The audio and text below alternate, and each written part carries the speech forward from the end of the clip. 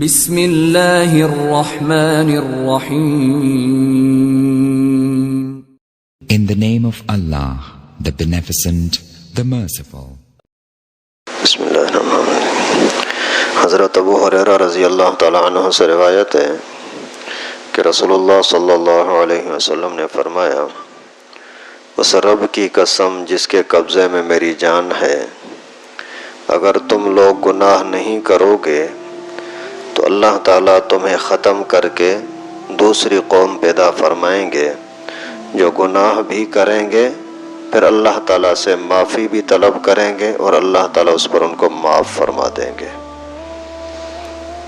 اس حدیث مبارکہ میں امت کے لیے ایک بہت بڑا اللہ تعالیٰ کے رحمت کا پیغام ہے کہ ایک طرح سے پیغمبر کریم صلی اللہ علیہ وسلم کیسے پیارے انداز سے سمجھا رہے ہیں کہ گناہ ہو جانا کوئی بری بات نہیں ہے۔ انسان ہے، خطا کا پتلا ہے، غلطیاں ہو جاتی ہیں۔ آپ کا اگر کبھی بھی گناہ ہو جانے کی وجہ سے دل ٹوٹ جائے، یار گناہ بھی کرتا ہوں، مسجد میں بھی آتا ہوں اور پھر نماز کا کیا فائدہ، اور اللہ اللہ پکارنے کا کچھ فائدہ نہیں ہوگا، اس وجہ سے ابھی میں بس داڑھی ویسے رکھ نہیں سکتا، ابھی نماز کیوں پڑھوں، ابھی میں اس گندے کام کو چھوڑ نہیں سکتا، مسجد میں کیوں جاؤں، ابھی میں تو ویسے ہی غلط کام میں لگا ہوا ہوں، تبلیغ میں جانے کا کیا فائدہ۔ اس طرح سے انسان کے دماغ میں کئی سارے کے شیطان خیالات ڈالتے ہیں۔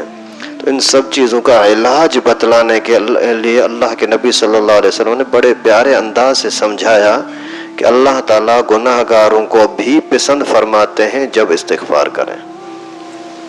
اگر آپ گناہ نہیں کرو گے تو اللہ تعالیٰ تمہیں آہستہ آہستہ دنیا سے ختم کر دیں گے، پھر ایسی قوم پیدا ہوگی جو اللہ تعالیٰ کی گناہ کر لیں لیکن پھر توبہ کریں گے نا تو اللہ تعالیٰ کو اس سے محبت ہوتی ہے۔ ایک بزرگ کے پاس کوئی بندہ آیا، آ کر کے کہنے لگا کہ حضرت میں نماز پڑھتا ہوں لیکن خیالات ادھر ادھر ہوتے ہیں، میرے نماز کا تو کوئی فائدہ ہی نہیں ہے، رکوع میں جاتا ہوں کام دھندے پر نظر ہوتی ہے، سجدے میں جاتا ہوں کام دھندے پر نظر ہوتی ہے، تو میرے نماز کا کیا فائدہ۔ تو بزرگ نے بڑے پیارے عجیب انداز سے اس کو سمجھایا، فرمایا اچھا تیرے سجدے کا کوئی فائدہ نہیں ہے؟ بولا نہیں۔ بولا پھر مجھے سجدہ کیا کرنا۔ بزرگ نے فرمایا پھر مجھے سجدہ کیا کر۔ اس نے بولا استغفر اللہ استغفر اللہ، آپ کو کیسے سجدہ کروں گا؟ بولا دیکھو یہ فائدہ مند ہے تبھی تو کہہ رہا ہے نا کہ اللہ کے سوا کسی اور کے سامنے نہ کروں۔ تو شیطان انسان کو ورغلانے کی کوشش کرتا ہے، لیکن اللہ رب العالمین بہت ہی معاف کرنے کو پسند کرتے ہیں۔ جو بھی توبہ کرتا ہے تو اللہ تعالیٰ بڑی محبت کے ساتھ اس کو معاف کر دیتے ہیں۔ ایک مرتبہ کوئی ایک بندہ، علماء نے لکھا ہے کہ کسی عورت پر بہت زیادہ عاشق تھا، دن رات نیند ہی نہیں آتی، بس ہر وقت اسی کی فکر۔ ایک مرتبہ گھر سے عورت جیسے نکلی کہیں جا رہی تھی تو یہ چلا گیا اس کے پاس، جا کر کے کہنے لگا کہ بات سن، میں تیرے بغیر زندہ نہیں رہ سکتا، ہر وقت میرا سکون آرام چھن گیا ہے تیری وجہ سے، مہربانی کر میرے قریب آ جا، میری خواہش پوری کرنے دے۔ تو اللہ وہ بھی نیک بندی تھی، اس نے بھی پیارے انداز سے اس کو سمجھایا، کہنے لگی کہ جیسے تو حسین جمیل خوبصورت ہے، تیری میرے ساتھ محبت ہے، اس سے زیادہ میری تیرے ساتھ محبت ہے، لیکن اللہ سے ڈرتی ہوں ایسا نہ ہو کہ اللہ تعالیٰ پکڑ کرے۔ یہ جملہ بولنا تھا اور اس کو ایسا جھٹکا لگا، اسی ٹائم پر آنکھوں میں آنسو آئے، بولا کہ اللہ کے واسطے تو چلی جا۔ پھر یہ رونے لگا، ابھی میں کیسے اللہ سے معافی مانگوں، میں کس طرح سے اپنے گناہوں کی بخشش کراؤں۔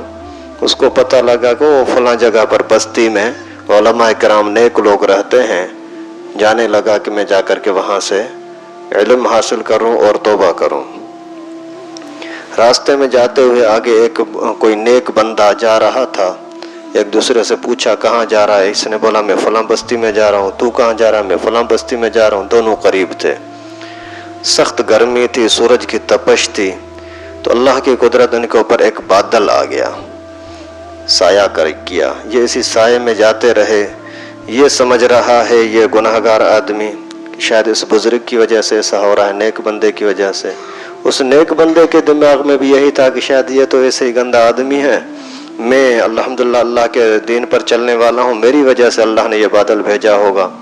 آگے چلتے چلتے جب دونوں جدا ہونے لگے، وہ اس طرف جا رہا ہے یہ اس طرف جا رہا ہے، تو بادل اسی گناہ گار کے اوپر آ گیا۔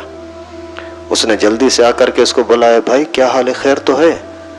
تو تیرے عمل کون سے ہیں؟ بولا یار ویسے تو گندا آدمی ہوں، لیکن اس طرح کا معاملہ ہوا، میں رویا، ابھی جا رہا ہوں، توبہ ہی کے لیے جا رہا ہوں۔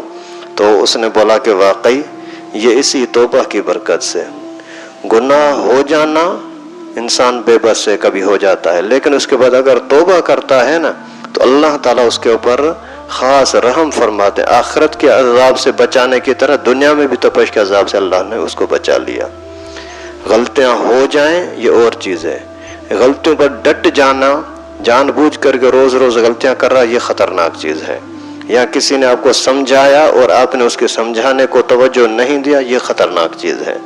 انسان غلطی ہو گئی، تنہائی میں خود ہی یاد آ گئی تو بھی شرمندہ ہوا، کسی اور نے اصلاح کی تو بھی جلدی میں احساس ہوا، پھر سمجھو کہ اللہ تعالیٰ آپ کو معاف کرنا چاہتے ہیں۔